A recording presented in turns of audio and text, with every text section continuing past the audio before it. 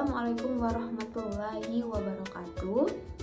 Baiklah, saya di sini akan menjelaskan materi pendidikan kelas rangkap dengan judul materi rencana pembelajaran kelas rangkap yang terdiri dari struktur kurikulum, prosedur dasar PKR, dan evaluasi pembelajaran pada PKR.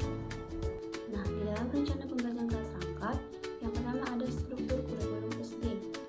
Struktur kurikulum di SD, struktur kurikulum SD di Indonesia mengacu pada kurikulum Merdeka yang merupakan pengembangan dari kurikulum sebelumnya untuk menyesuaikan dengan tantangan pendidikan abad 21. Kurikulum Merdeka menekankan pada pembelajaran berpusat pada siswa dengan pendekatan diferensiasi dan fleksibilitas. Komponen utama struktur kurikulum SD yang pertama ada kompetensi inti, kompetensi dasar, mata pelajaran, proyek penguatan profil Pancasila, alokasi waktu, dan penilaian. Nah, yang pertama ada kompetensi inti. Kompetensi inti ini merupakan tujuan utama yang ingin dicapai pada setiap jenjang kelas mencakup 4 dimensi. Yang kedua ada kompetensi dasar. Kompetensi yang lebih spesifik dari kompetensi inti disusun secara berurutan di setiap jenjang kelas dan mata pelajaran. Kompetensi dasar inilah yang menjadi panduan utama dalam menyusun pembelajaran untuk mencapai tujuan pendidikan. Nah, yang ketiga ada mata pelajaran. Di SD, kurikulum meliputi beberapa mata pelajaran. Wajib diantaranya PAI, PPKN, Bahasa Indo, Matematika, IPA, IPS, SBDP, dan PEJO. Yang keempat ada proyek penguatan profil Pancasila atau P5. Kurikulum Merdeka juga menambahkan komponen pembelajaran berupa proyek yang bertujuan untuk memperkuat karakter belajar melalui profil Pancasila. Yang kelima ada alokasi waktu. Kurikulum SD diatur beberapa alokasi jam pelajaran per minggu yang dipecah sesuai dengan jenjang kelas dan kebutuhan pembelajaran.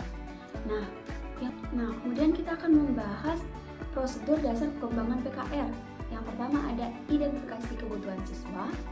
Kita harus menganalisis kondisi sekolah, termasuk jumlah siswa, jumlah ruang kelas, dan ketersediaan guru. Ini penting untuk menentukan kelas mana yang bisa digabung.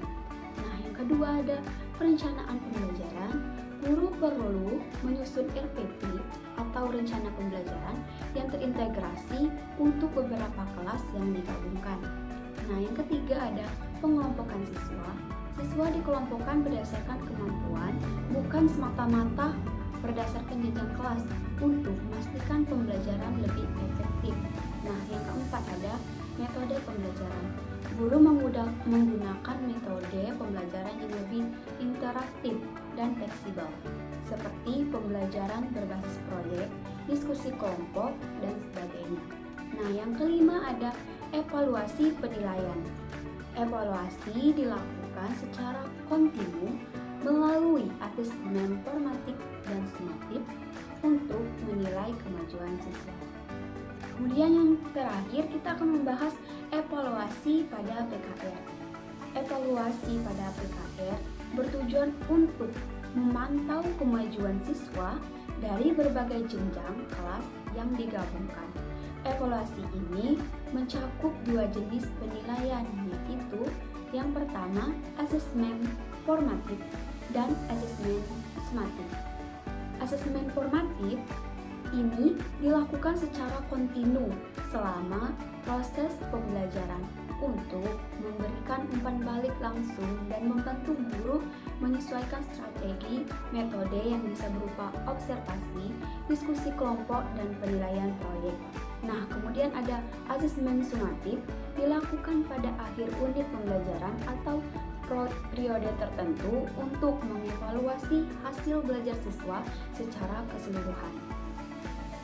Evaluasi pada pembelajaran kelas rangkap ini penting bagi guru untuk menggunakan evaluasi yang fleksibel, mempertimbangkan perbedaan kemampuan siswa. Maka dapat ditarik kesimpulan pada pembahasan kita kali ini, yaitu struktur kurikulum SD berfokus pada siswa, prosedur perkembangan PKR mencakup identifikasi perencanaan RPP, pengelompokan siswa sesuai kemampuan, evaluasi pada PKR, mencakup asesmen formatif dan asesmen sumatif untuk menyesuaikan dengan perbedaan kemampuan siswa. Baiklah, selesai sudah dari pembahasan kita kali ini. Kurang lebihnya saya mohon maaf. Saya ucapkan wabillahi taufiq wal hidayah. Wassalamualaikum warahmatullahi wabarakatuh.